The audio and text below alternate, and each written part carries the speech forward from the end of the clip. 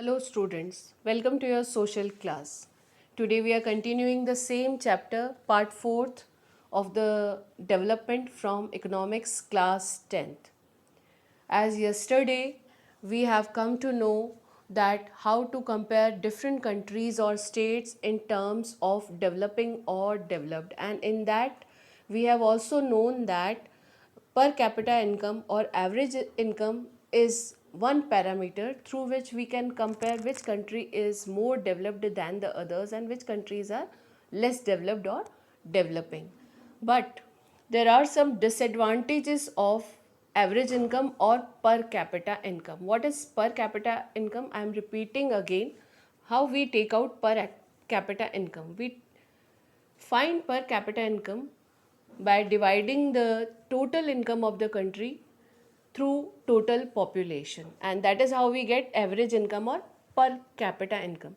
But through this further example we will find that this is not the only parameter through which we can compare various countries. So what are the disadvantages of average income?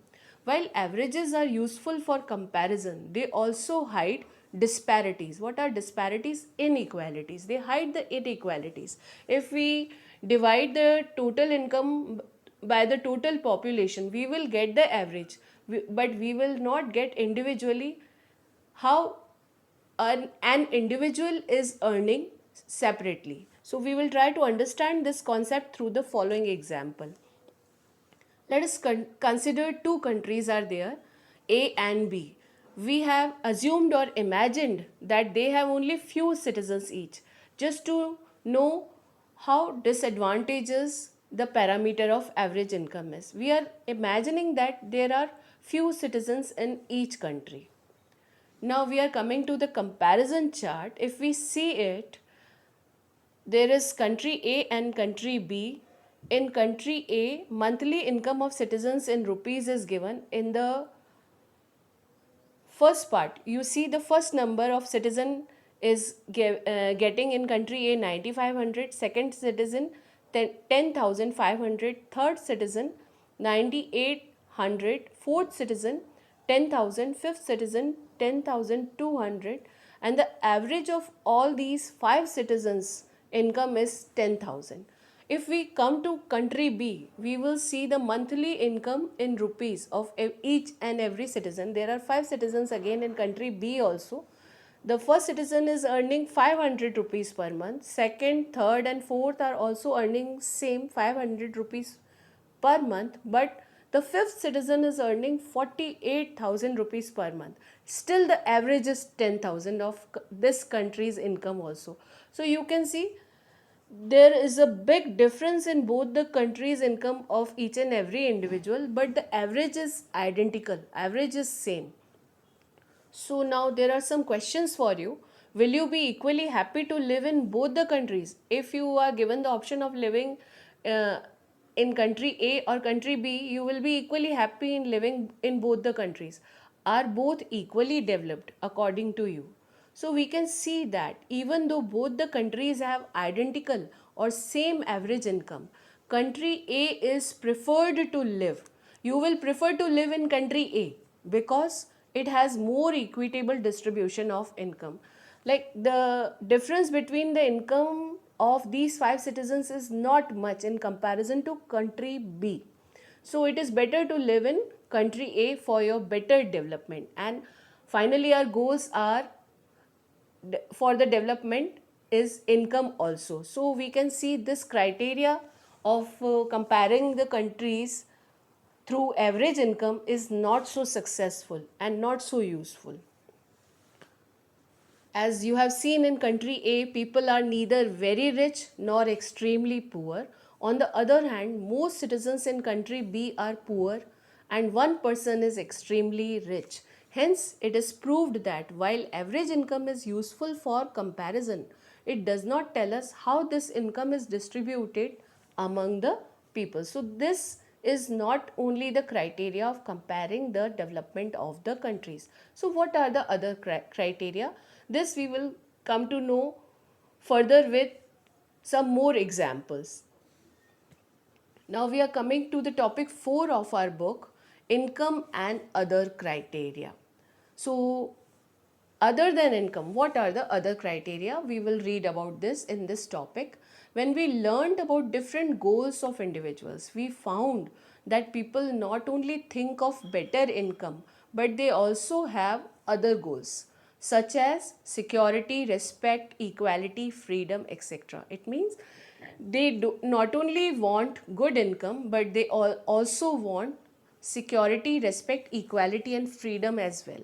Similarly, we can think about a nation that besides average income, they may have other equal important qualities. So, same thing, if we see of the individual goals, we can see the country's goals for development also. We were talking about the development of a nation.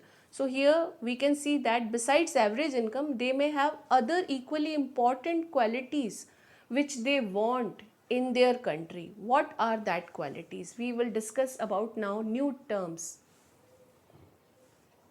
We can take one more example to understand it better. Here we compare the per capita income of 2012-13 of various states in rupees. Here there are some states, not we are talking about the countries here. First we are understanding the concept through some states comparison. So these are the states of India: Maharashtra, Kerala and Bihar. And per capita income, per yearly income of an individual is given here. In Maharashtra, individual income or per capita income every year of a person is 1,07,670 rupees.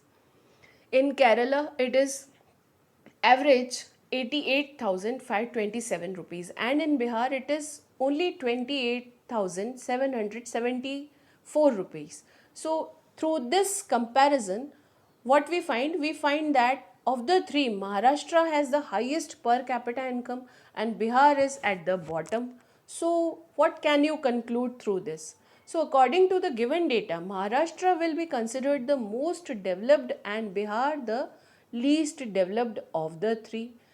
But now let us consider some more points. Now let us look at certain other data related to these states. Other data are infant mortality rate, literacy rate and net attendance ratio. Infant mortality rate is counted on per 1000 live births. Literacy rate, it is per 100% and net attendance ratio same way per 100%. So in Maharashtra, infant mortality rate is 25. Per 1000 live births, there are deaths of 25 children every year. Literacy rate is 82% in Maharashtra and net attendance ratio. That means the school going children in the age group of 14 and 15 are 64 out of 100 after the class 8th. And in Kerala, it is 12. Infant mortality is less than Maharashtra. At Actually, it is least in all three states. Only 12 on per 1000 live births. There are 12 deaths only. And literacy rate is the highest, 94% among these three states. And net attendance ratio is also highest, that is 78 on per 100 students who are going to school after 8th class. Bihar is the worst in these datas as it has 43 deaths on 1000 live births of the children, and literacy rate is least among these three states, 62% only, and net attendance ratio is only 35. That means only 2/3 of the students are going to school after 8th class. Only 35 out of 100 are going. The first column of the table shows that infant mortality rate is least in Kerala. Next, we see that literacy rate is highest in Kerala, and the last column of the table is showing that around 2/3 of children aged 14 to 15 years in Bihar are not attending school beyond class 8. So we can conclude through all these data that per capita income is not only the only criterion to compare. There are other criteria as well for comparison to consider which is the most developed state. Same way we can compare the countries or nations also. For today, this is all, and in the next class, we will learn something more about these terms like infant mortality rate, literacy rate, and net attendance ratio. Till then, thank you, take care, and practice more and more of these chapters.